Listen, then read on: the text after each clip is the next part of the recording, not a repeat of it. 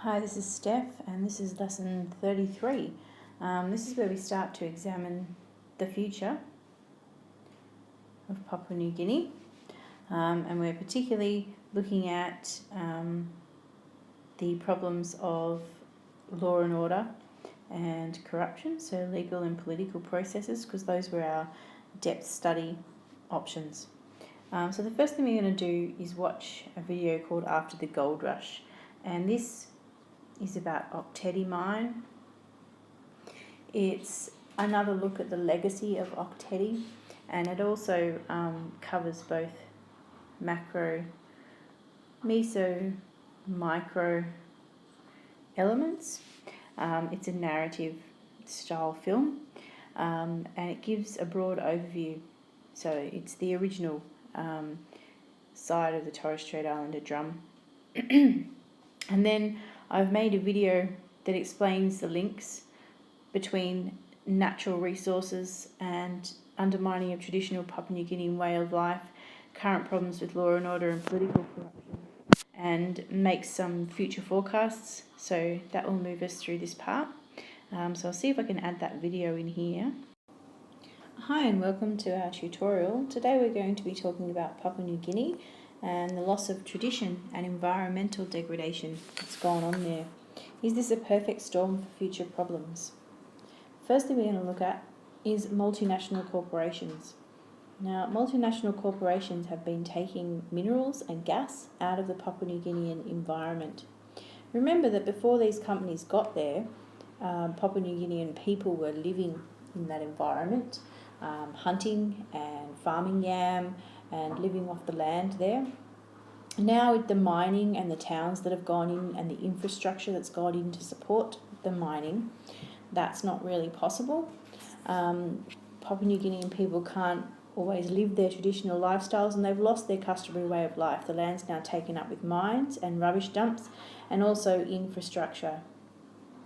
So by that we're talking about roads, power plants, cities for miners to live in, all of that sort of stuff that supports the mining industry.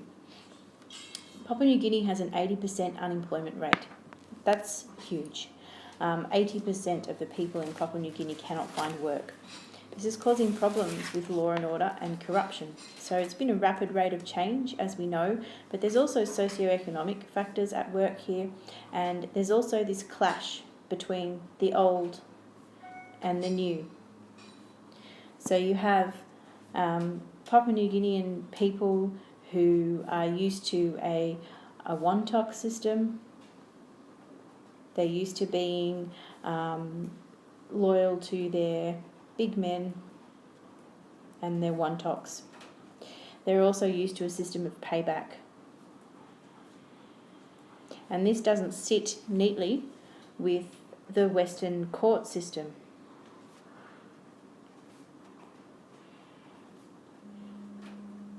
There's a clash there. So we can see that there's a whole lot of factors that have contributed to the current problems that we're seeing in Papua New Guinea. And I'd like to just show you a video that's put out by the Papua New Guinean government. It's all about investing in Papua New Guinea. So we'll just watch this.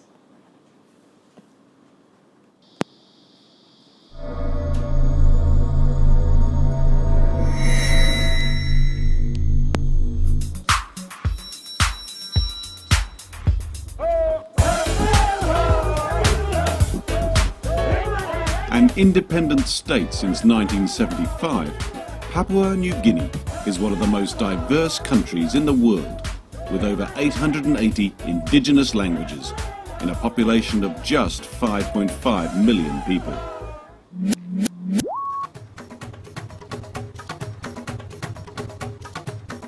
Papua New Guinea, or PNG, has a tropical climate and a geography of enormous variety.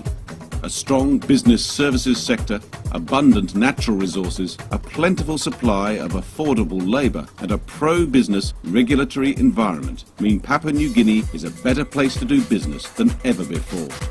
Business conditions have improved immensely over the past 5 years. The government continues to deliver balanced budgets, interest rates for business are still low, foreign reserves are high and GDP growth is healthy. The mining and petroleum sector is still PNG's #1 export earner and a major contributor to the economy. The sector is thriving and many significant opportunities exist, both upstream and downstream. The largest of these projects is without doubt the $15 billion PNG LNG project, led by ExxonMobil, a liquefied natural gas project of global significance. The project is expected to start exporting gas to overseas markets in 2014. Some estimates suggest this massive 30-year project could double the country's gross domestic product. While the PNG LNG project will bring gas down from the Hides gas field in the Southern Highlands, there are several other promising LNG prospects elsewhere in PNG, most notably in Gulf Province and undersea in the Gulf of Papua. Look, the future of mining and petroleum in this country is very promising, and I'm confident that it will remain strong for the next 5 to 10 years. Nautilus is creating a new industry in Papua New Guinea in deep sea mining. It is the first of its kind in the world, and it is a new frontier for Papua New Guinea. It's exciting times here in Papua New Guinea, and if I was asked what I would see 5 years from today, it would be an LNG plant built next to our refinery here at Napa Napa and an LNG tanker tied up to the wharf loading. The PNG government is a major development partner in resources. It has created 2 entities, the Mineral Resources Authority and Petromin, to assist resources companies in new exploration and development.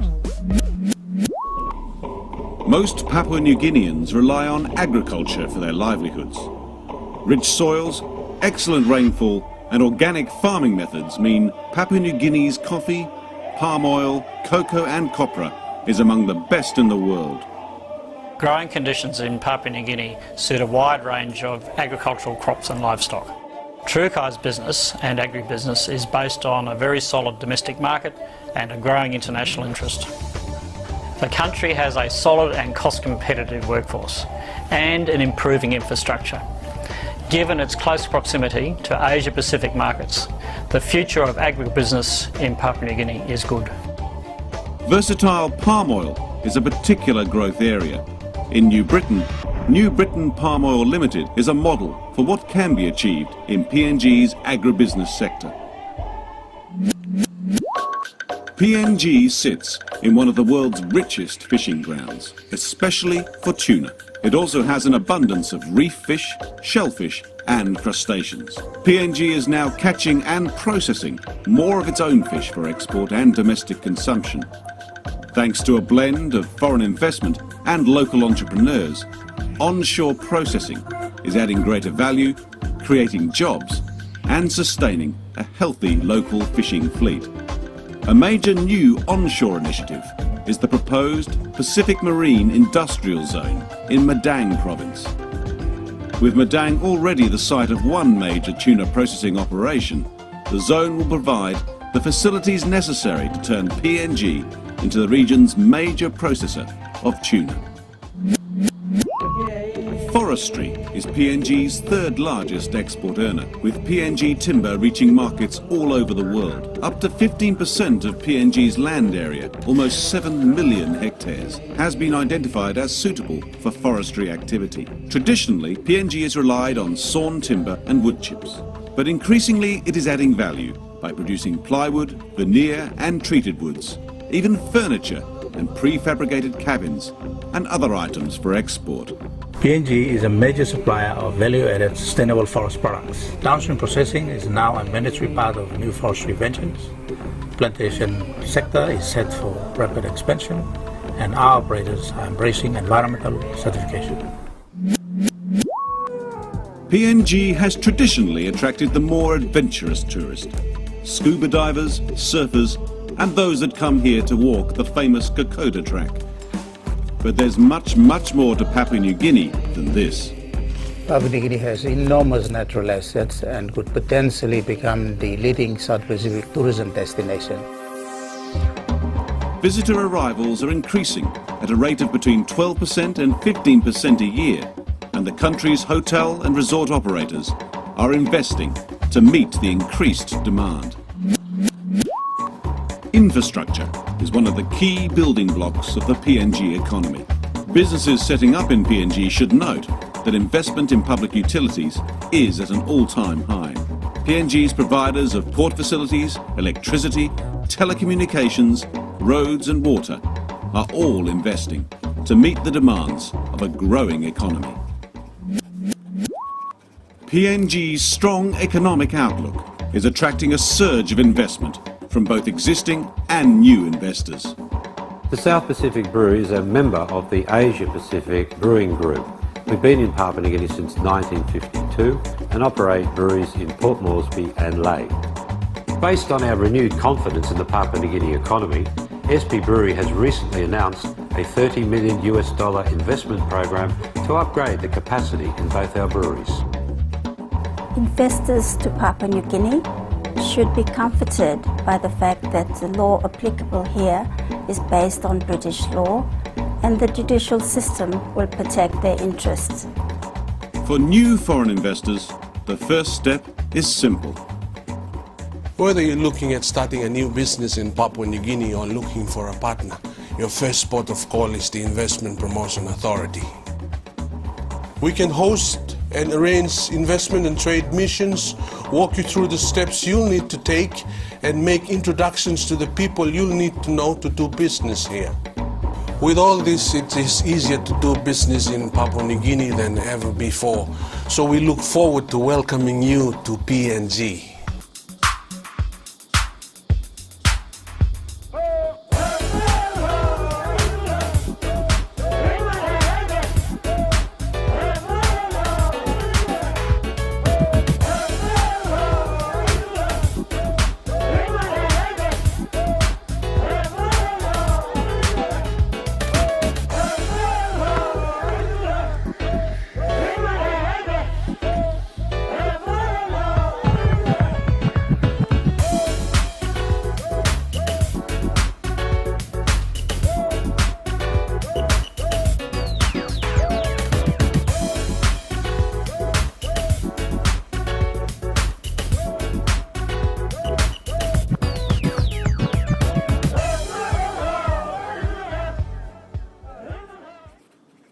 Okay, so I let the credits roll there because I wanted you to see the list of sponsors, all of the corporate and corporations involved in producing that video that was actually put out by the Papua New Guinean government.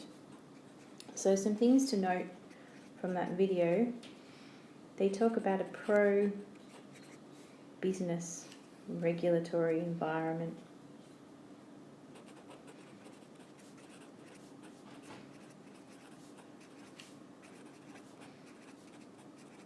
What is a pro-business regulatory environment? Well, it's an environment where the regulations are not going to stop you doing business. So things like workplace health and safety regulations, regulations about minimum wages, that sort of stuff, and all of our environmental regulations about pollution, things that we have in Australia, don't apply in the same way in Papua New Guinea because they have a pro-business regulatory environment. So basically what the video is saying is bring your business to Papua New Guinea and our laws and regulations aren't going to stop you from doing business. The next thing I want you to note about that video is that all of the money that's being made in Papua New Guinea is about resources. There's mining, petroleum, forestry, fishing, agriculture, all of which involves natural resources. But the other thing that they talk about there are human resources. They talk about having this ready workforce that's available to come and work in your business if you set it up in Papua New Guinea. So the idea is that businesses from other countries come into Papua New Guinea and capitalise on their resources. Now, if we think about that in terms of Rosto's model of economic development, and Papua New Guinea is here, having companies from this end come in and inject money into Papua New Guinea is technically supposed to move Papua New Guinea along the scale. But what happens is they come and take the resources out of Papua New Guinea and they take the dollars. Now this is a macro level focus of the changes in Papua New Guinea. Let's have a look at a micro level. What does that look like on a micro level? Here, women and children work in heavy metal effluent-laden waters in search of gold at Pongra, Papua New Guinea. So you can see that these people are forced to stand in this dirty, effluent-laden water to try and find some gold in order to live. That is the human side of those resources being taken out of the land. And we can see that their working conditions there are horrible. And actually they're probably not employed by anyone. They're probably part of the 80% unemployment. So when we're thinking about future projections for Papua New Guinea, where Papua New Guinea will go in the future, we need to think about this on a macro level. So that's this. And we also need to think about that on a meso and micro level. In terms of the macro level, did you hear what the man was saying when he was asked where he saw Papua New Guinea in 5 years' time? It was all about resources and development. So that's what we need to think about. Where is Papua New Guinea going to be in 5 and 10 years' time? And if we do take Papua New Guinea down the road of developing all of the natural resources, what does that mean for the people? And in terms of the people, what flow-on effects will that have for things like law and order and political corruption? Those are the questions that arise out of this material. And it's a good place to lead us into predictions about the near future, the next 5 to 10 years in Papua New Guinea.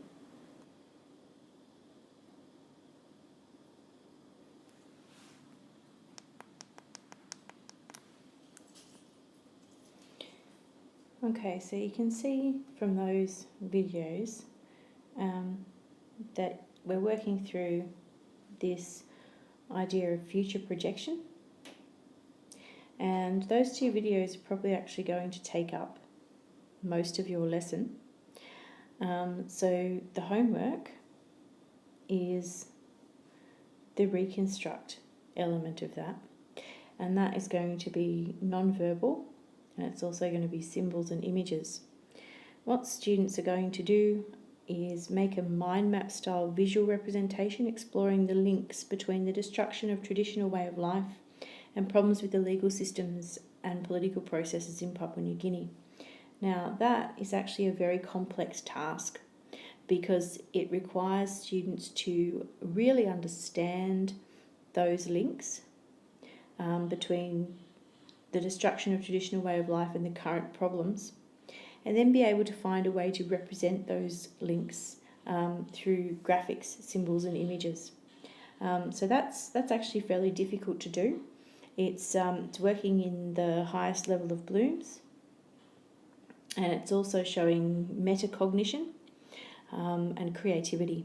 So the idea with the resources during the lesson, these resources, is to get students to a place where they are capable of producing this work, which will be due in lesson 34.